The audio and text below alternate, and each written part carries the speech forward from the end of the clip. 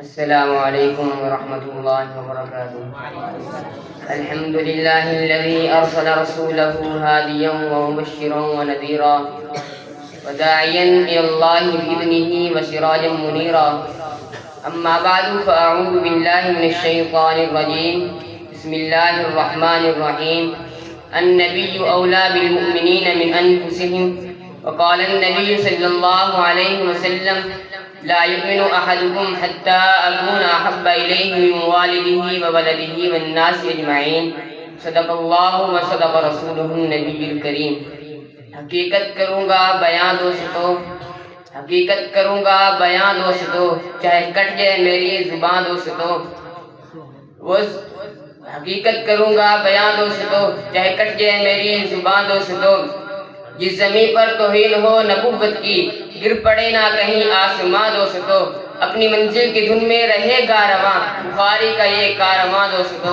میرے واجب الاحترام حضرات، علماء کرام اور میرے ہم مکتب ساتھیوں، آج اس پروکار تقریب میں بندہ اس عنوان کو تخیلات کی وادیوں سے نکال کر لفظوں کا جامہ پہنا کر آپ کے دلوں میں اتار کر دل کی بنجر زمین کو سیراب کرنا چاہتا ہے، وہ ہے عشق رسول صلی اللہ علیہ وسلم اور علماء دیوبند. سامعین محترم، آقا مدنی صلی اللہ علیہ وسلم کا عشق سرمایہ مسلم ہے، اور جب میں تاریخ کے اوراق کو کھنگالتا ہوں تو مجھے سب سے پہلے حضرات صحابہ اپنے انداز عشق میں بے مثال نظر آتے ہیں. پھر یہ عشق رسول کا سیل رواں چلتا چلتا علماء دیوبند تک پہنچتا ہے. علماء دیوبند میرے اکابر علماء حق کا وہ گروہ ہے کہ جن کے دل عشق رسول سے معمور ہیں، فنا فی اللہ اور فنا فی الرسول ہیں، اور چلتے پھرتے سنت نبی کی تصویر اور صحیح معنی میں محب رسول اور عاشق مصطفیٰ ہیں. ان کا عشق رسول محض زبانی دعووں اور جذباتی نعروں سے عبارت نہیں، بلکہ انہوں نے مدارس اور خانقاہوں سے لے کر جہاد کے میدانوں تک اپنے عشق و محبت کی وہ داستانیں رقم کی ہیں کہ آج کی دنیا اس کی مثال لانے سے قاصر ہے.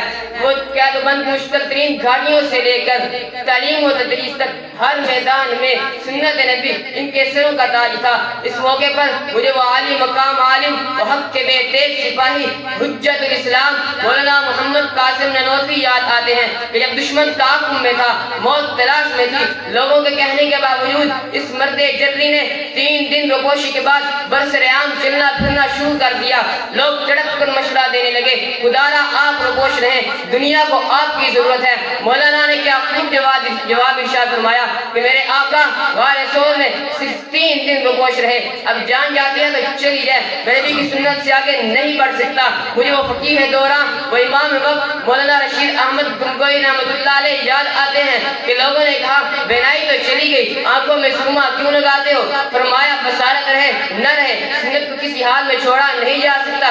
ارے میں کس عاشق رسول کا تذکرہ کروں؟ مجھے سید عطا اللہ شاہ بخاری یاد آتے ہیں جن کی زندگی آدھی ریب اور آدھی جیل میں کٹ گئی. 1857 کی جنگ آزادی گواہ ہے کہ جب حق کے بے لوث سپاہیوں کو رسولیوں پہ لٹکایا جاتا رہا، اور یقیناً ان لمحات پر چشم فلک بھی اشکبار رہی ہے کہ جب ان کو ایک لائن میں کھڑا کر کے گولیوں سے اڑایا جاتا رہا، ان غلامان مصطفیٰ کو خنزیر کی کھال میں بند کر کے آگ میں ڈالا جاتا رہا، اور بالآخر دشمن نے ظلم و جبر کی حد کر دی اور انہوں نے صبر استقامت کی ایسی مثالیں قائم کی کہ خود قاتل تڑپ اٹھا.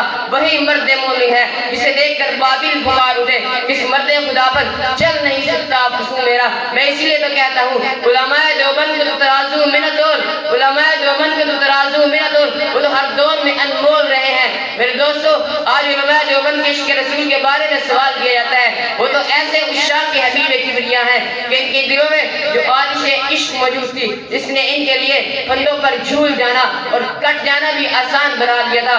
وہ عشق نبی کا جام پی کر تن من دھن اور جان کی بازی لگا کر دنیا کو یہ بات بتلا گئے ہیں کہ ہم نے ہر دور میں تقدیس رسالت کے لیے، ہم نے ہر دور میں تقدیس رسالت کے لیے وقت کی تیز ہواؤں سے بغاوت کی ہے، چھوڑ کر سلسلہ رسم سیاست کا فسوں فقط ایک نام محمد سے محبت کی ہے. وما علینا الا البلاغ.